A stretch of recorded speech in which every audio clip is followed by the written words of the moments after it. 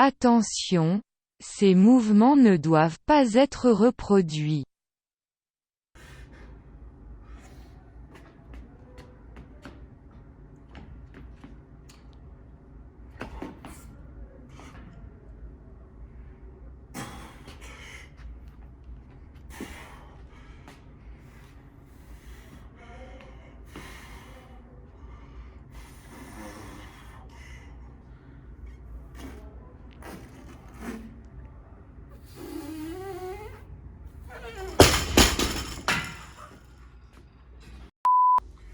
Bonjour, c'est Stéphane d'Ideal Body. Alors aujourd'hui, nous allons voir la technique exacte du squat. Je sais que pendant le confinement, vous êtes nombreux à vous être équipés en matériel, notamment en barre olympique et en rack à squat. Alors il est important, lorsqu'on a de la charge comme ça, et au squat, de faire un mouvement qui soit parfait et efficace. Je pense que si vous avez investi dans du matériel, c'est pour avoir des résultats. Donc on va voir dans cette vidéo comment. Alors la première chose à faire pour réaliser un squat parfait, c'est choisir la bonne hauteur des racks. Vous voyez là, pour moi, la barre est à la bonne hauteur. C'est-à-dire que quand j'arrive à la barre, eh bien, elle est sous ma poitrine, au niveau de mon sternum. Alors pour la plupart des gens, ça va vous paraître extrêmement bas. C'est-à-dire qu'il va vraiment falloir fléchir pour passer dessous. C'est-à-dire que la plupart des gens mettent la barre là. Alors évidemment, s'ils la mettent là, le rack peut être beaucoup plus haut. Mais quand on la met là, on est moins performant, on va voir pourquoi, sur le squat. Autre chose, lorsque vous allez la chercher haut, admettons, là je suis debout, jambes tendues, ok, vous faites vos squats, après pour la reposer, vous avez fini, vous êtes fatigué, il est très facile quand les racks sont hauts de faire quelque chose comme ça, et là, la meilleure solution après c'est de lâcher la barre. Voilà. Donc une fois qu'on a placé la barre à la bonne hauteur, on va voir comment se placer sous la barre. Alors évidemment on passe dessous.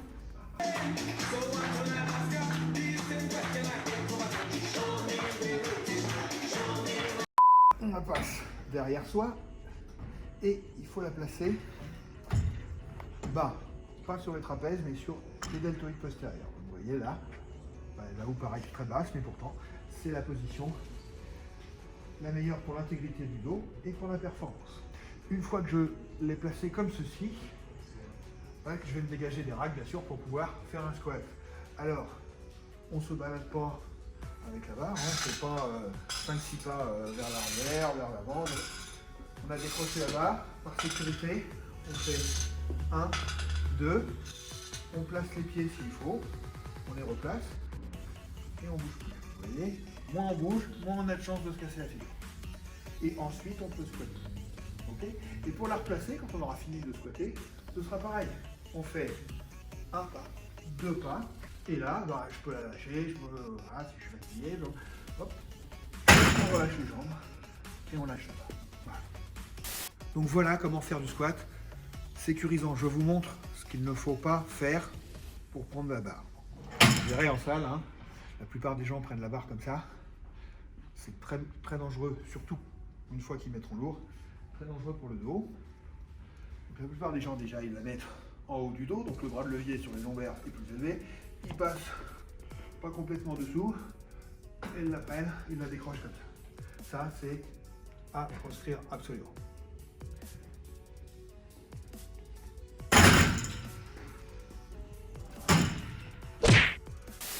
Donc une fois qu'on a vu comment décrocher la barre, très important pour la sécurité, on va voir maintenant comment squatter, comment faire le mouvement du squat.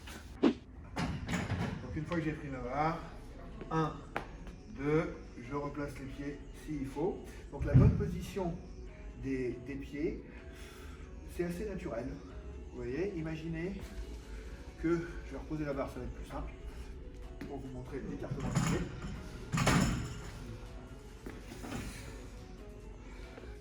Imaginez, vous trouvez la position la plus naturelle possible, tout simplement.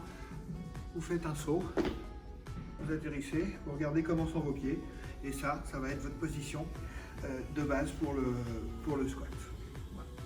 Ensuite, une fois qu'on s'est placé,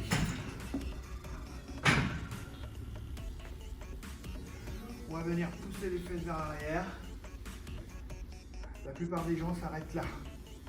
Ça, c'est pas un squat. C'est même pas un demi-squat, c'est tout simplement pas efficace. Et ça n'est même pas sécurisant. Un squat, c'est un squat complet. Donc je viens m'accroupir en poussant les genoux vers l'extérieur et bien sûr, le dos reste droit, je regarde dehors. Ça, c'est un squat. Tout ce qui est au-dessus de ça, voilà, il faut vraiment casser la parallèle, sinon c'est pas un squat. No squat, no squat, no squat, squat. Ok. Et pour remonter, une fois qu'on est en bas, une fois qu'on est accroupi, qu'on a les ischios sur les mollets, eh bien on pousse les fesses vers l'arrière, on pousse sur les talons. Et là on a un maximum de force parce qu'on fait participer les fessiers, les ischios, les quadriceps, le bas du dos. Et on peut soulever le haut. Prudemment et progressivement bien sûr. Voilà, maintenant que vous savez faire un squat, eh bien, il va falloir organiser votre entraînement. Tout d'abord, l'échauffement, ça c'est primordial. Donc un petit peu d'échauffement articulaire, ça fait pas de mal. Mobiliser un petit peu les articulations des hanches, des genoux, des chevilles avant de commencer. Ensuite, ce que je vous recommande, c'est un exemple, mais ça marche très bien. Vous connaissez votre poids de travail, je dis n'importe quoi, vous allez faire des séries de 8 à 60 kg. Voilà. Et bien ce que vous allez faire 2 séries de 5 avec la barre vide, 2 séries de 5 avec la barre vide, et ensuite, eh bien, vous montez de 10 en 10 jusqu'à 60 kg en faisant des séries de 3 répétitions.